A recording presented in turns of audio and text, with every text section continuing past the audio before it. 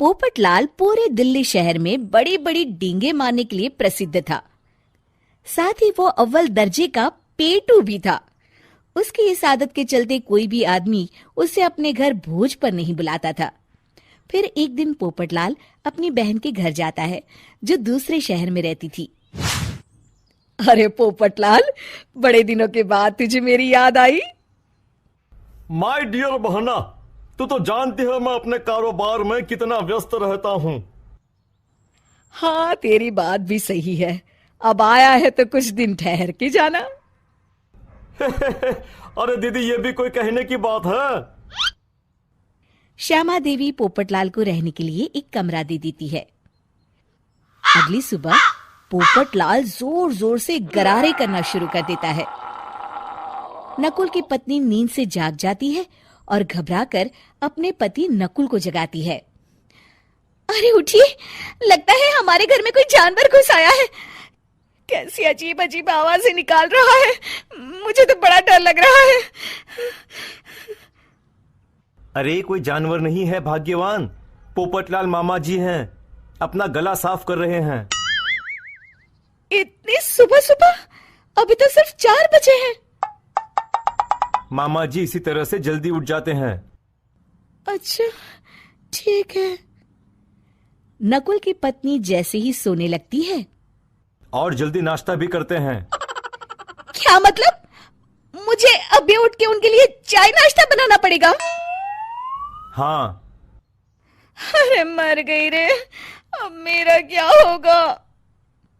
फिर थोड़ी देर के बाद नकुल की पत्नी मामा जी के लिए चाय नाश्ता बनाने में जुट जाती है। अरे भाई वाह, बड़ी अच्छी खुशबू आ रही है।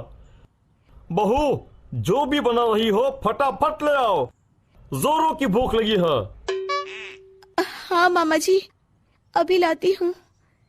देखते ही देखते पोपटलाल सारा नाश्ता चट कर जाता है। बहू, कल से पराठे में देसी घी ज्यादा डालना, आज कुछ मजा नहीं आया। हे भगवान, इसका नाम तो पेटू लाल होना चाहिए था। पूरे 10 लोगों का नाश्ता अकेले हजम करने के बाद भी इन्हें मजा नहीं आया।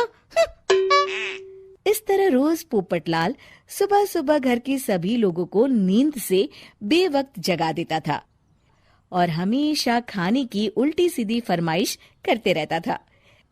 देखते ही देखते गुप्ता परिवार की दिनचर्या अस्त व्यस्त हो जाती है। अरे भाई, खाने का असली मजा तो इस घर में है। अरे माँ, ये पोपटलाल मामा यहाँ और कितने दिन रुकेंगे? ये अकेले इतना खाना खा जाते हैं कि आज राशन वाला मुझसे पूछ रहा था कि अरे भाई, क्या आप लोगों ने घर में हाथी पाल लिया है? अरे बेटा, अब घर के मेहमान को कोई सीधे मुंह कैसे निकाल सकता है? माँ जी, अब बर्दाश्त की इंतहा हो गई है। मैं अकेले इतना काम नहीं कर सकती। आखिर मैं भी इंसान हूँ। मैं कल ही अपने मायके चली जाऊंगी। अरे भाग्यवान, हम सबको मुसीबत में अकेला छोड़कर तुम कहाँ जा रही हो? जरा सब्र करो, मैं कुछ सोचता हूँ। अगले दिन एक डॉक्टर साहब उस घर में आते हैं। अरे नकुल बेटा, ये डॉक्टर यहाँ क्यों आया है? अरे मामा जी, माँ की तबीयत बहुत खराब है। तबीयत तो खराब होगी ही, तुम लोग उल्टा सीधा खाना जो खाते रहते हो। देखो नकुल, मैं तुम्हारा फैमिली डॉक्टर हूं, इसलिए आज से मैं जो कहूंगा तुम सबको वही खाना रोज खाना पड़ेगा। आजकल कितनी बीमारियां फैल रही हैं, पता भी है तुम्हें? आज से तुम सब सिर्फ सलाद और करेले का जूस पियोगे, समझे? डॉक्टर अंकल, आप ठीक कहते हैं। पोपटलाल घबरा के, अरे क्या खाक ठीक है भांजे? ये डॉक्टर सीधे सीधे हमें घास फूस खाने के लिए कह रहा है। अरे मैं कहता हूँ भगा इस डॉक्टर के बच्चे को यहाँ से। अरे मामा जी, डॉक्टर साहब ठीक ही तो कह रहे हैं। इसी बहाने आपका इतना बड़ा पेट जो बाहर निकला हुआ है वो अंदर हो जाएगा। इस तरह गुप्ता परिवार रोज खाने में सिर्फ सलाद खाना शुरू कर देता है। बेचारे पोपटलाल का बुरा हाल हो जाता है। ये लीजिए मामा जी, ताजा ताजा करेले का जूस। अरे नहीं नहीं बहू, मैं मरने से पहले मरना नहीं चाहता। मुझे तुम लोग माफ करो। यह भेड़ बकरी वाली जिंदगी तुम लोगों को मुबारक हो। मैं तो चला यहां से। पोपटलाल अगले दिन ही घर छोड़कर चला जाता है।